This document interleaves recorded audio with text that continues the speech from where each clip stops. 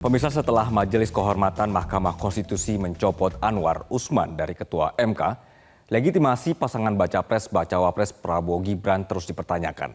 Sementara itu, kubu Koalisi Indonesia Maju menduga adanya upaya menjegal pencalonan pasangan Prabowo Gibran dalam pemilu 2024 mendatang, menunjukkan ada usaha penggiringan opini bahwa pencalonan Gibran Rakabuming Raka sebagai cawapres cacat.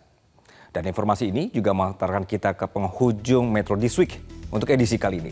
Saya Anggi Hasibuan mewakili segenap kru yang bertugas pamit undur diri. Sampai jumpa.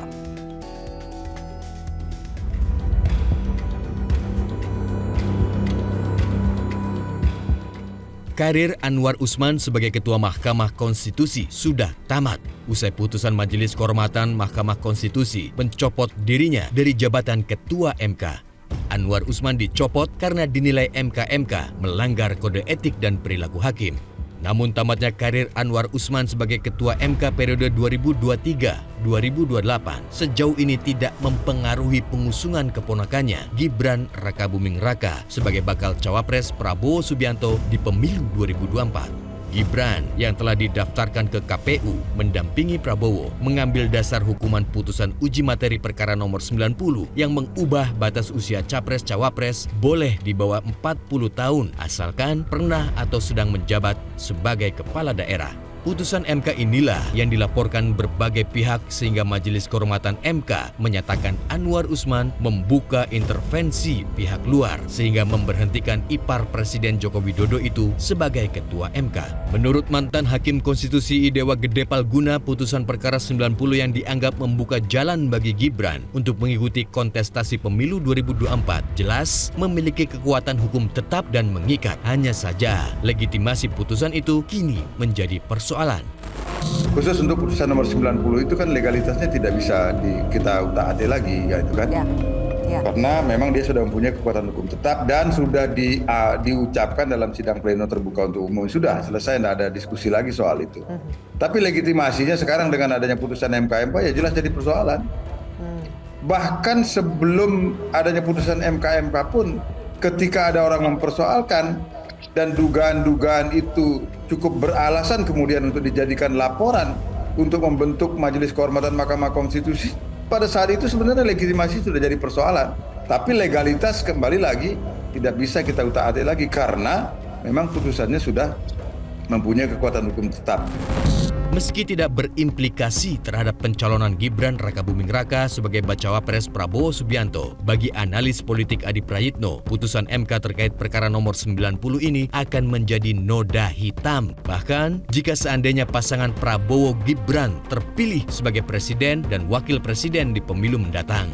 Kalau kita membaca dan mendengar putusan MK itu kan mengkonfirmasi bahwa putusan Mahkamah Konstitusi yang meloloskan soal syarat capres dan cawapres beberapa waktu yang lalu itu kan terjadi indikasi pelanggaran berat sehingga ketua MK-nya pun juga diberhentikan. Itu kan menunjukkan bahwa ini ada sesuatu proses di mana putusan MK itu ya harus diakui punya noda hitam gitu ya, dan saya kira ini akan diingat publik sepanjang masa. Bagi saya soal putusan MK yang soal capres dan cawapres ini bukan hanya soal Pilpres 2024, tapi sepanjang itu akan selalu dikait-kaitkan.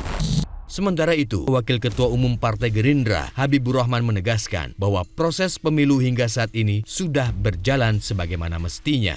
Jadi pencalonan terhadap Gibran sebagai cawapres Prabowo tidak bisa diganggu-gugat. Menurut Habibur Rahman, keputusan MK tidak bisa merubah putusan nomor 90 dan jika ada upaya penjegalan terhadap paslon Prabowo Gibran, berarti pihak tersebut sama saja ingin menggagalkan pemilu 2024.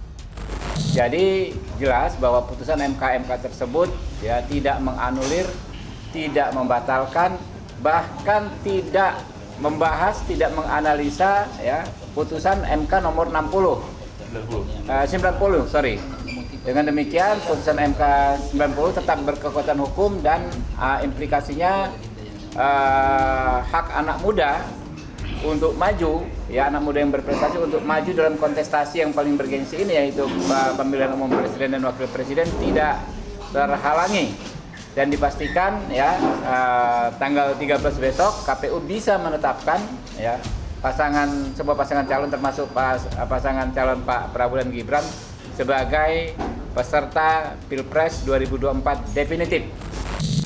Polemik legitimasi Prabowo Gibran juga dipastikan Denny Indrayana yang merupakan pelapor Anwar Usman ke MK-MK akan terus terjadi hingga pemilu 2024 usai digelar.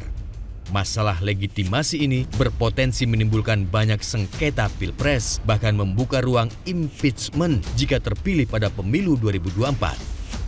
Jelajahi cara baru mendapatkan informasi. Download Metro TV Extend sekarang.